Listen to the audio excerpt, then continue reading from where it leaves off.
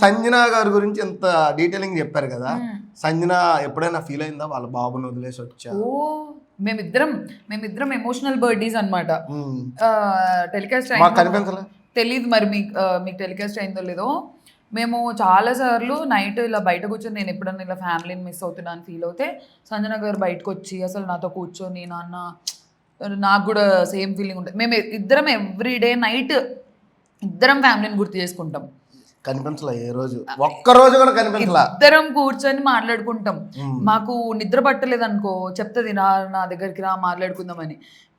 ఇద్దరికి నైట్ మేము ఇద్దరం పొద్దున్న నుంచి ఎంత గేమ్లో ఉన్నా నైట్ అయితే ఫ్యామిలీని గుర్తు చేసుకుంటాం అనమాట. నేను ఇలా ఆలోచిస్తుంటే వచ్చి చెప్తుంది, చాలా కన్సోల్ చేస్తారు, చాలా మంచి ఆవిడ. యాక్చువల్లీ నాకు మేము ఫస్ట్ చూసినప్పుడు నిజంగానే ఎందుకు ఇలా రూడ్గా ఉంటున్నారు అని అనుకున్నాం, కానీ over the period of time అర్థమైంది చాలా మంచివారు, బాగా కేర్ చేస్తారు, బాగా చూసుకుంటారు. నన్ను లిటరలీ వాళ్ళ బేబీలా చూసుకుంది, తినిపించేది నాకు డైలీ ముద్దలు.